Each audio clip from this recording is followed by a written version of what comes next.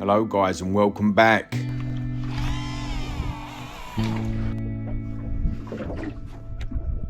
As you can see, we are treating you to another little underwater filming session.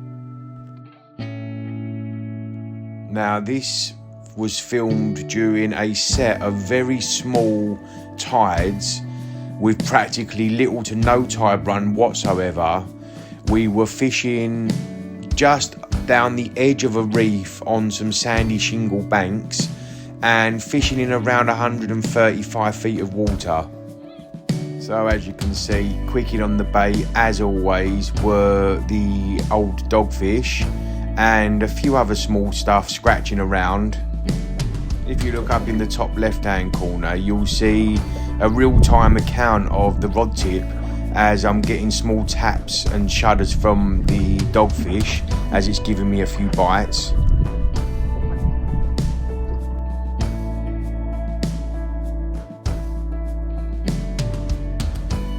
You'll see quite curiously that the dogfish often go in and have a look at your beads and leads rather than taking the bait, and quite often just swim straight over the bait. You know, you can see this one just having a slight nibble and then swimming off and not actually taking it. And then one decides to take it. Unfortunately, when you film with the bird's eye perspective as we're doing, you get a bit of a sway motion on the camera, but it is worth it to be able to look over and see shots like this as a ray just comes creeping in to the side. Not overly interested in the bait, looking really at the rig, I would say, more than anything. Come on, let's come back. It's knocking away again. Come on, pull over.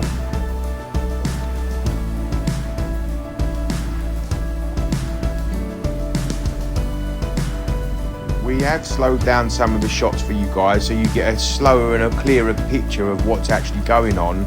Some of it happens quite quick and it's hard to keep track of it all, so half speed on some of the footage and full speed on other bits.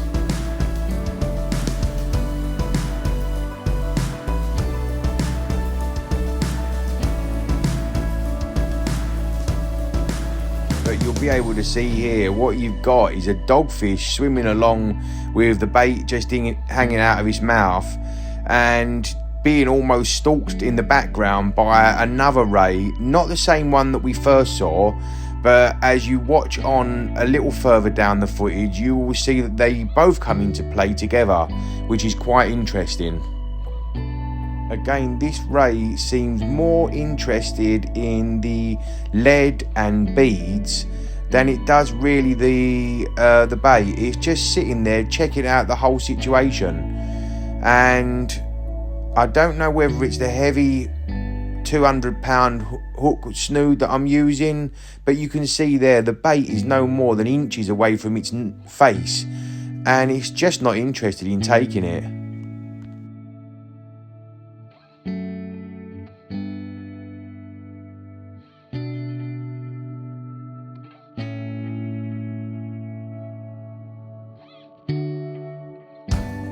One thing that definitely seems to become more and more evident the more I watch of the underwater footage is that the dogfish tend to be the bully fish, and you'll see quite often they almost muscle other fish right out of the way. They're not shy in coming forward, that is for certain. So amazingly, you've got this ray sat not more than about a couple of feet away from the actual rig. Something else just went and had a little look at the beads there. I don't know if it was a scad or a bream, but yeah, this ray is just checking the whole situation out. He wants to be in the near proximity of the rig, but definitely isn't committing to take the bait whatsoever. So we have a very interesting sequence of footage about to unfold. I've slowed the footage down to a quarter pace, and if you just have a look at the base of the tail of the ray, you will see a dogfish appear, and it seems to bite the ray on the tail to spook the ray out of the area. Quite amazing. Now, we're about to be visited once again by the original ray that we saw, which has a very blackened head, strange markings on it.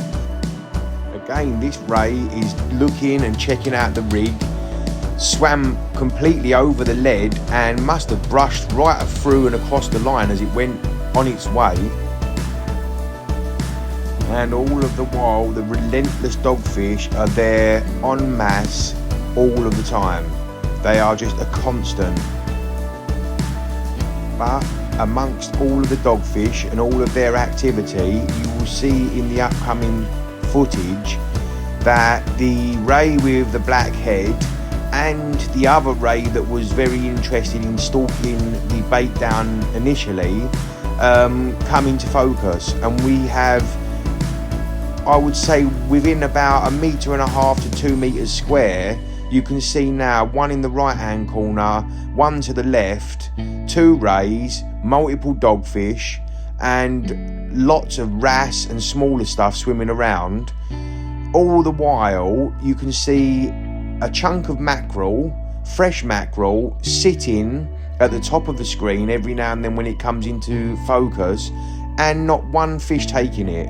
Every now and then, as you see a doggy coming up, a doggy will swim along with it in its mouth and spit it back out again, until eventually one doggy pulls hard enough to give me a bite to warrant a strike. It's knocking away again.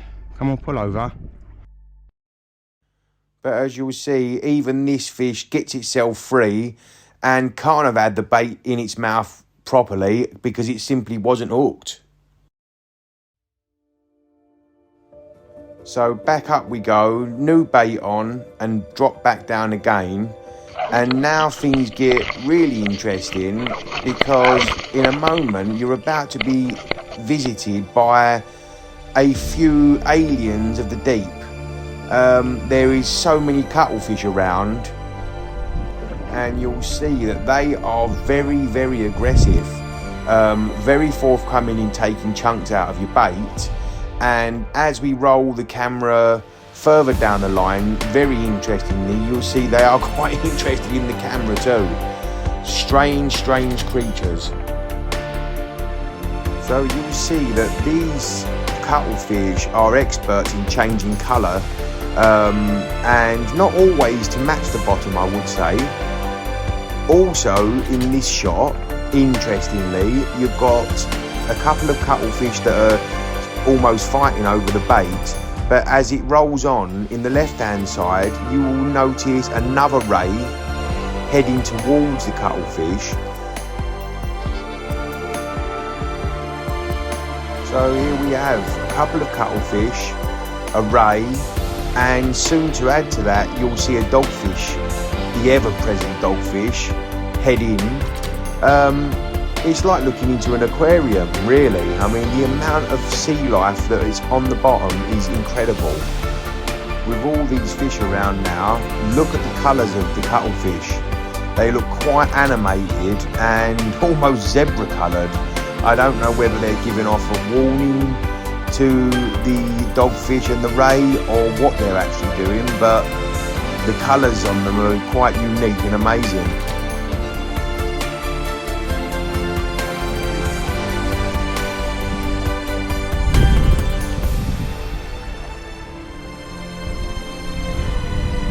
So as the cuttlefish make off with the bait, they actually give me a pull down on the rod hard enough for me to actually feel for a fish or for a bite and lift the rod up.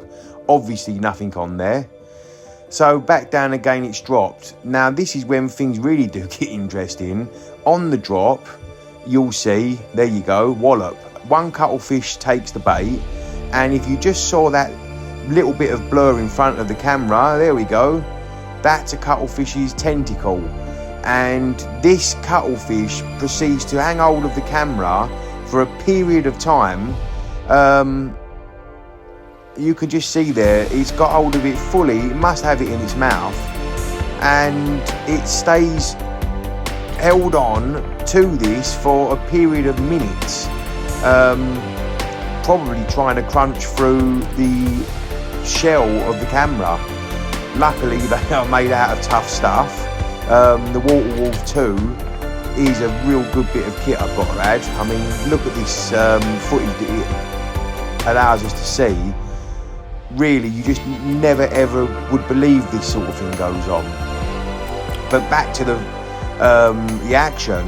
So you've now got a cuttlefish hanging hold of the camera, and look at the colours of this cuttlefish down to the left hand side. That one really is camouflage, and if the cuttlefish's tentacles will let us hear through the window, there you are.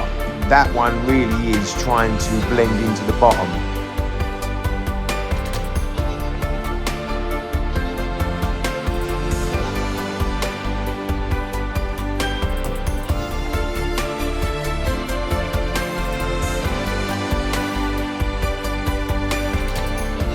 Anyway, that will have to do us again this week, guys. I would love to hear your feedback on the underwater footage, whether or not you enjoy it and whether you think it's something that we should carry on with. I love doing it and I find it very fascinating, but it will be great to hear from you guys to find out exactly how you feel. So drop us some messages in the comments. Don't forget to like and subscribe, people, and we'll see you again next time.